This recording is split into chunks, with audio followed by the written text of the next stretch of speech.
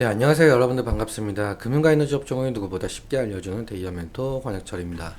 오늘 미창석유라는 기업 리뷰해 보도록 할 텐데요. 미창석유는 기업 이름에서도 유추가 가능하듯이 석유화학 사업을 하고 있는 기업이죠. 오늘 말씀드릴 내용은 미창석유가 이 석유화학 제품으로 이 윤활유, 고무 배합유 등 생산을 하고 있지만 앞으로는 이 전기 절연유가 매출 증가 가능성이 있겠는데요. 같이 한번 확인해 보면서 천천히 얘기 나눠보도록 하겠습니다. 먼저 시작하기 전에 저희 데이업 채널에 오시면은 모든 종목들을 커버해드리고 있으니까 찾아와 주시면 정말 감사하겠고, 네, 영상도 끝까지 지켜봐 주시면서 댓글로 궁금하신 것들 남겨주시면은 다음 영상에서 말씀을 드리도록 하겠습니다. 그럼 미창석유 바로 보도록 할게요. 일단 미창석유 같은 경우는 윤활유와 그리고 고무 배합유, 전기 절연유, 유동 파라핀 등등등 제품을 생산을 하고 있는데요. 매출 비중을 좀 살펴보자면 이 윤활유 부분이 좀 압도적으로 높은 것을 보실 수가 있겠죠.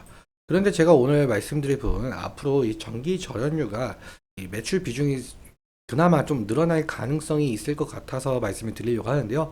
일단 전기 절연유 같은 경우 여기 구체적 용도에도 나와 있듯이 변압기에 들어가는 전기 절연유죠. 왜 전기 절연유 매출 비중이 커질지에 대해서 좀 하나하나씩 살펴보자면요.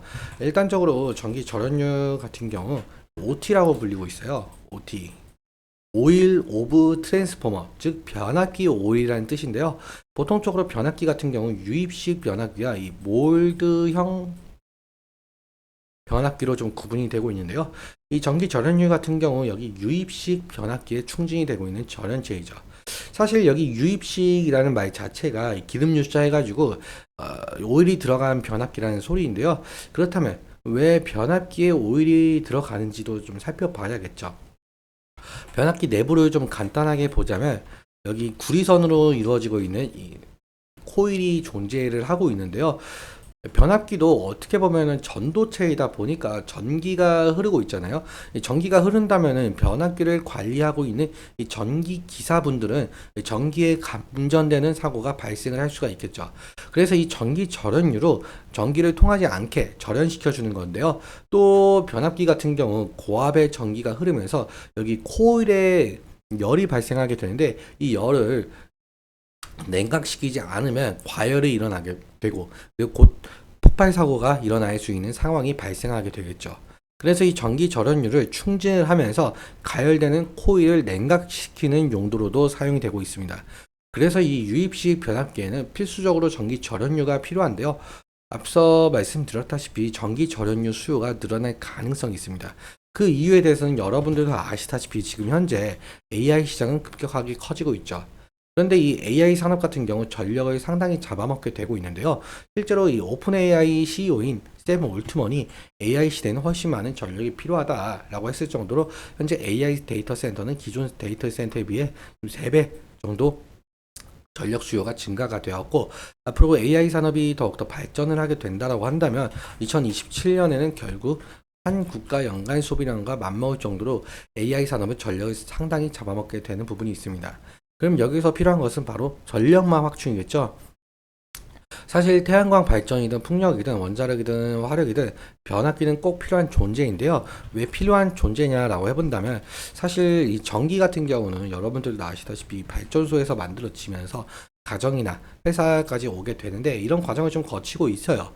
이런 과정을 좀 거치게 되는 이유가 발전소에서는 바로 일반 가정이나 회사에 보내기에는 전압이 너무 낮아서 낮은 전압으로 똑같이 전력을 보내려면 전선이 굵어지게 되고 많은 전력 손실이 일어나게 될 수가 있거든요.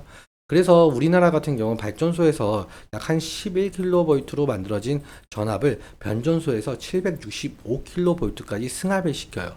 그리고 그먼 거리로 보내면서 345kV나 154kV로 강압을 시키는데 이 승합과 강압의 과정에서 이 변압기라는 존재가 필요하게 되는 거죠. 일단적으로 이 154kV까지 강압을 시킨다라고 한다면은 다음 변전소에서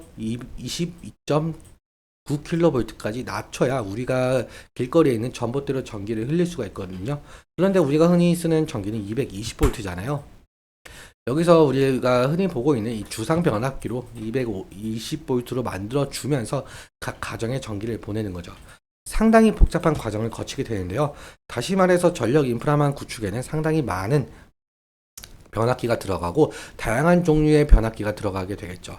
그래서 상당히 많은 변압기가 들어가는 만큼 전기 절연유도 필수적으로 수요가 증가할 가능성이 있겠는데요. 그렇다면 이 미창석유의 매출에도 긍정적으로 잡힐 가능성도 있겠고 주가에도 상당 부분 긍정적으로 영향이 갈 가능성이 있을 것 같습니다. 그럼 차트 보면서 마무리 설명 짓도록 할게요. 사실 미창석유 같은 경우 유가 움직임과 영업이익으로 좀 주가가 움직였었죠. 그리고 그런데 앞서 이게 말씀드린 전기 절연료 수요 증가로 영업이익이 증가할 가능성이 있어서 주가 상승에도 도움이 될 가능성이 높을 것 같은데요. 일단 지지라인 같은 경우 60일 이평선 부분을 좀 볼 수가 있을 것 같습니다. 지금 며칠 사이에 60일 이평선을 좀 지지를 해주면서 어느 정도 횡보를 하고 있는 모습을 보이고 있는데요. 그래서 만약에 60일 이평선을 이탈을 하게 된다고 한다면 다음 지지선 같은 경우 481선 부근이 될 가능성이 높을 것 같습니다. 지금 4월달 중반쯤에서도 이 부분 좀 지지해주면서 상승이 나왔었거든요.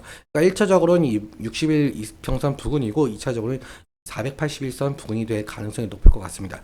만약에 2차적인 지지라인까지 이탈을 하게 된다라고 한다면은 리스크적인 관리는 필요할 수가 있겠죠.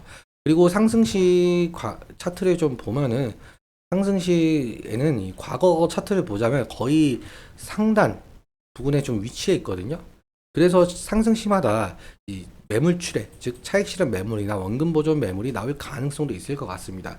그래서 일단적으로 저항대 부근을 좀 돌파해 주는 것이 중요할 것으로 보이고 있는데요. 올해 이 부분을 좀 돌파를 해주지 못하고 하락한 부분이 있습니다.